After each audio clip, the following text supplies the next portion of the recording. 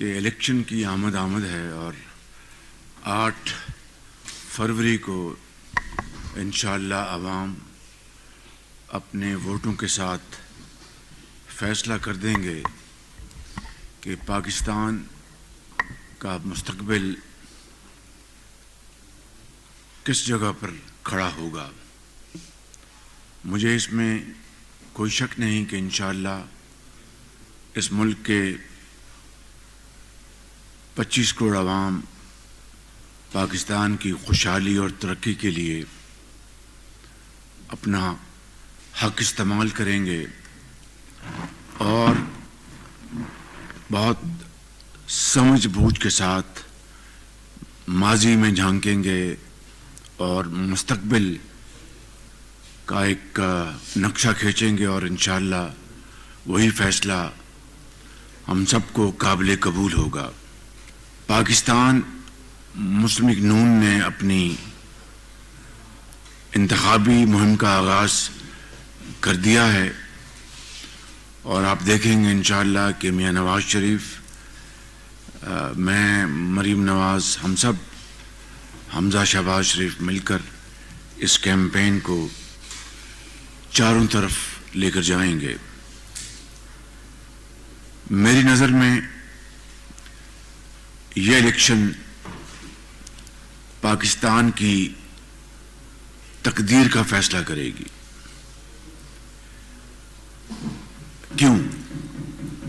جیسا کہ آپ نے دیکھا کہ 2017 میں میاں محمد نواز شریف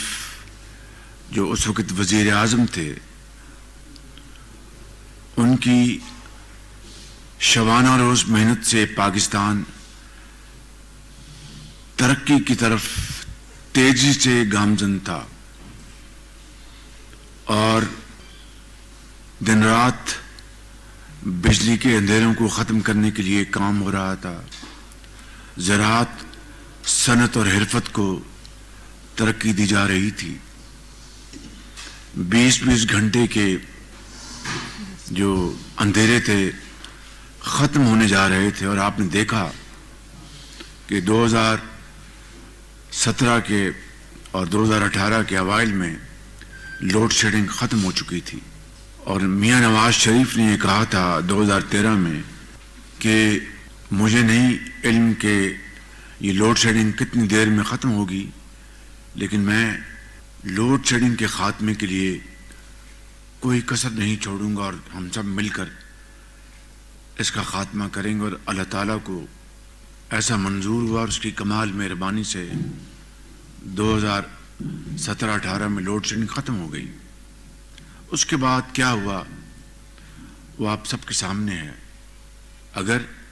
ثاقب نثار جو کہ ایک مورا تھا،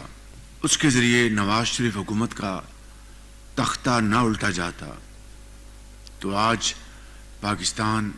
ان شدید معاشی چیلنجز میں گرا نہ ہوتا۔ آپ نے دیکھا کہ اس دور میں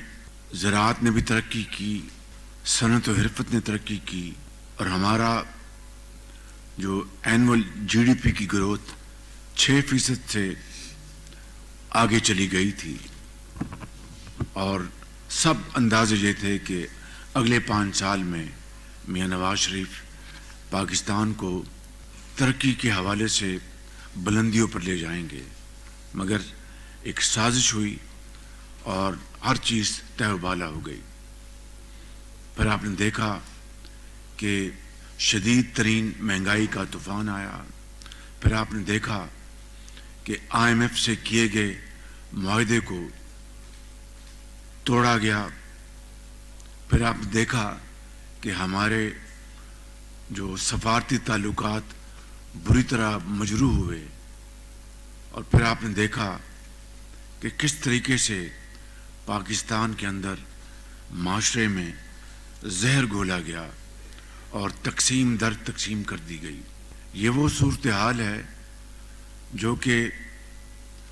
1 یا 2 سال میں ختم نہیں ہوگی، اور ختم ہونے کے لیے بھی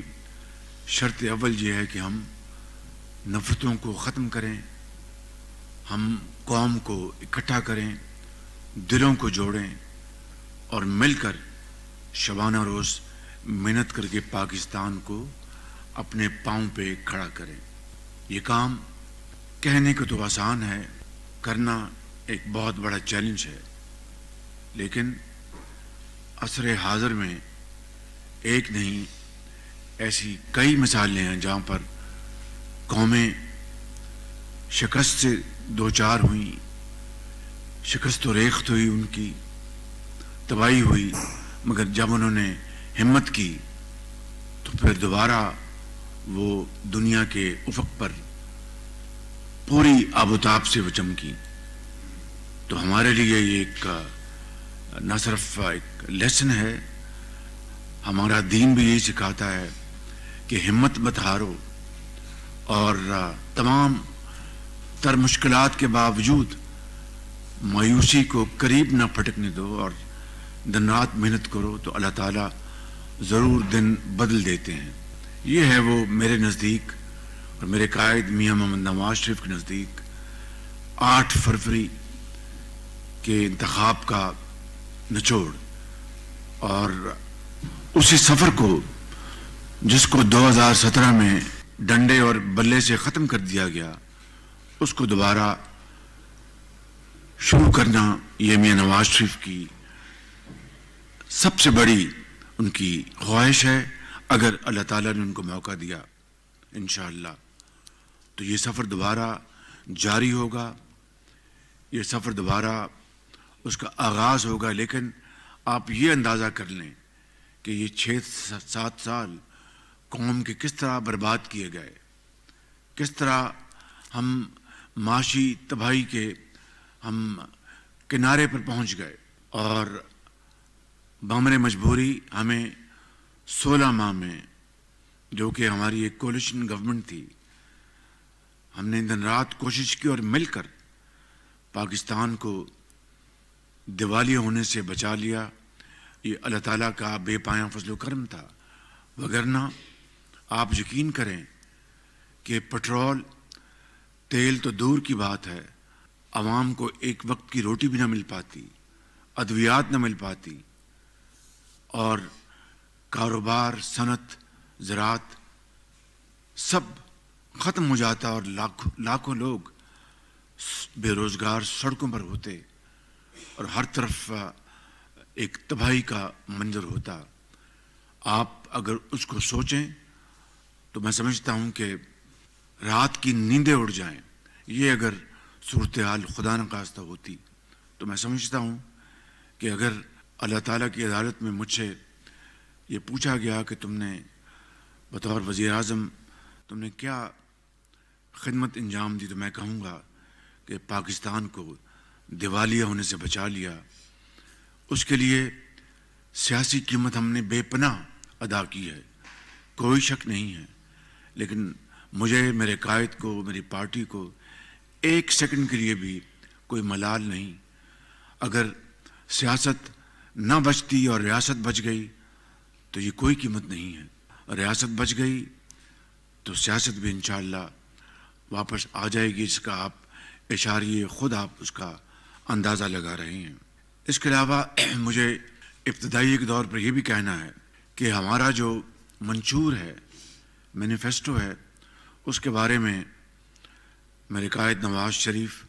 خود آپ کو چند روز میں اس کے بارے میں آگاہ کریں گے، لہذا اس میں جائے بغیر میں صرف یہ عرض کروں گا کہ جس طرح میاں نواز شریف نے اپنے ماضی قریب اور ماضی بعید میں پاکستان کی معیشت کے لیے جو خدمت کی ہے، اس کی کوئی دوسری مثال نہیں۔ اور میں یہ اس لیے نہیں کہہ رہا کہ وہ میرے بڑے بھائی ہیں، لیکن حقائق یہ ہیں، فیکٹس یہ ہیں جس کو کوئی بھی اس کی تردید نہیں کر سکتا۔ آج پاکستان کے اندر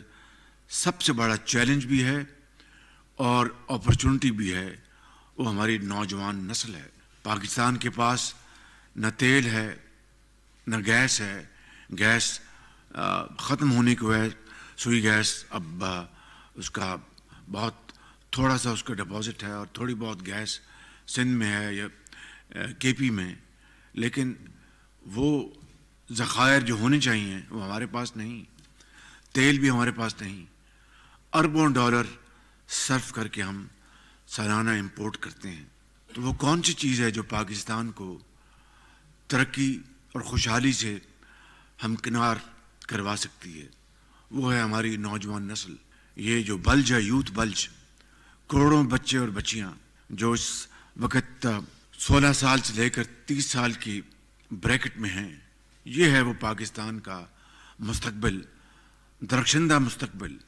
یہ ہے پاکستان کا اثاثہ، یہ ہے پاکستان کی دولت. اگر ہم ان کو علم کے زیور سے آراستہ پیراستہ کریں گے، ان کو جدید تعلیم سے ہمکنار کروائیں گے، چاہے وہ انفارمیشن ٹیکنالوجی ہے، چاہے وہ ووکیشنل ٹریننگ ہے، چاہے وہ ملک کے اندر جس طرح یہ عرفہ ٹاور، میں نے کل بھی ایک اپنے انٹرویو میں کہا، آپ دیکھیں عرفہ ٹاور میں وہ تمام جو اس کی جتنی بھی منزلیں ہیں وہاں پر آئی ٹی کے کمپنیز ہیں، 7 یونیورسٹی ہے، پاکستان کی پہلی انفارمیشن ٹیکنالوجی یونیورسٹی. اس طرح کی ایک نہیں، درجنوں یونیورسٹیاں پاکستان میں بنانا ہوں گی.